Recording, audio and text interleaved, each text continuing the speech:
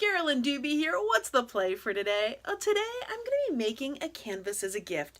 Now the reason why I really like to make people gifts is, yes, it's fun to make, it's from the heart, but it's also really tough to figure out what to get for people once you hit a certain age, because you can pretty much buy anything that you want and you just don't want more stuff. But something that's handmade, that has meaning, that shows friendship, now that's something people want as a gift. Now what am I going to be using to do this? I'm going to be using the holiday assortment of Pitt pens. That is where all of the color comes from on this. Well, I'm going to start by creating a background using one of the Pitt pens. I'm going to scribble it on, and I'm actually using the side of the pen to do that, just so I get the most coverage quickly. And then while the pen is still fresh, I'm going to bring in some gesso on a paintbrush.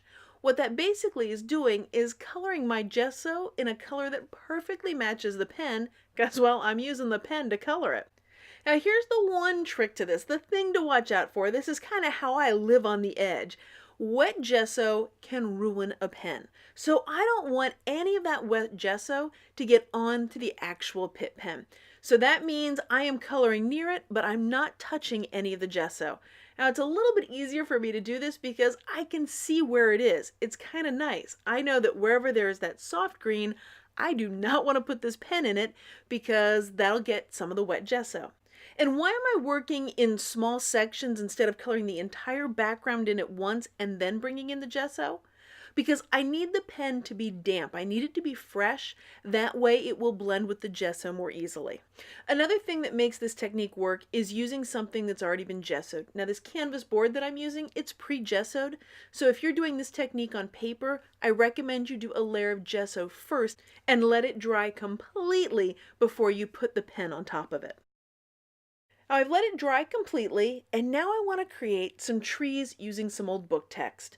I'm going to freehand rip some triangles. Those are going to become the trees that will go on this canvas. Now I want a big one, a middle one, and a little one.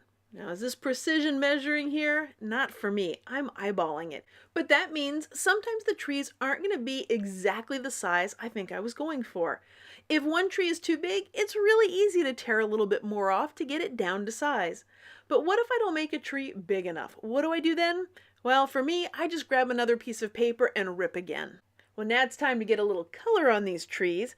I'm going to take that same pen that we mixed with the gesso earlier, and I'm going to use that to color the trees. It's going to coordinate and match because, well, it's the same color.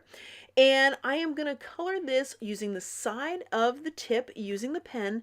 That way I get the most surface area covered at once, because I'm impatient. Now, I'm not worrying about this being a perfect coloring job here. I just need to get color over the entire thing. And that's because I'm going to put a little sparkle and shimmer on top of this so that it doesn't have to be perfect. This is extremely forgiving. I just want to get this green all over the tree. Now I'm going to put a little sparkle on this using the glass bead glitter gel. It's also going to create a wonderful amount of texture with this because there are these little round glass beads in there, hence the name glass bead, and it's got the glitter. So I'm just covering the top of this completely with this paste, the glass bead glitter gel. I even love saying it. And what I'm working on is a non-stick surface. So you can use any non-stick surface to do this. Specifically though, the silicone tray that I'm using here and the spatula, those were a part of the Honey Medium kit. Now never fear if you're thinking, wait, it looks white. What's it going to look like when it's dry? Well, it's going to look like this. The gel is going to dry clear, but you're going to have the texture, the dimension, the sparkle, the wonderfulness. I've got all three trees done. They're completely dry, and now I'm going to arrange them on the canvas board. I want the biggest tree in the front, and then behind it go the smaller trees. And that's just playing around with a little depth perception, because the trees that are closest look biggest, the ones that are farthest away look smallest if you were, say, looking out into a field of trees. Well, and I realized, wow, I really want an edge around this. So before I glue my trees down, I'm going to create the edge. I'm going to bring in a ruler to act as my straight edge, and I'm taking the gold pen, and I'm going to do the first line under all around it. Under all around it? Does that even make sense? I'm going to do that first line around the edge in the gold. And I'm going to do this around all four sides. And I didn't go right up to the exact edge. I left a little bit of space, so that creates a little bit of a frame around the canvas. The next thing I'm going to do is trace right over that gold line using the red pen. I'm going to go right on top of the line I already had in the exact same place. Now here's the thing, no matter how hard I look at this, no matter how hard I try and line things up, what happens is things are never perfectly lined up. It's never going to be in exactly the same spot. And that used to frustrate me, except now I love that because what happens is there's just a little touch of that gold showing with the red. So it just creates a little extra touch on there. And now I'm back to getting those trees back on there. Big one in the front and smaller ones in the back for the depth, and fiddling around until I get just the right location for them.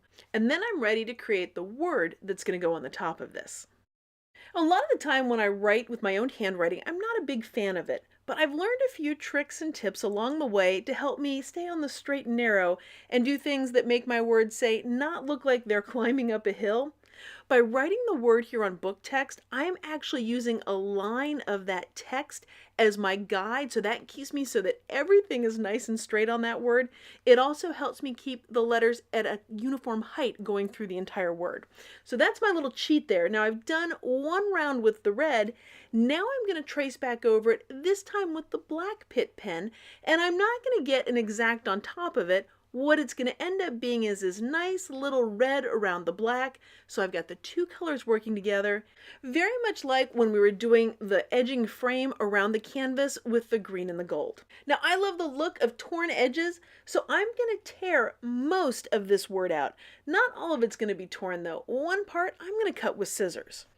The part that I'm going to cut with scissors is the end of it that's going to be on the right side because I want it to look like it was fit perfectly for that line that's drawn on the canvas.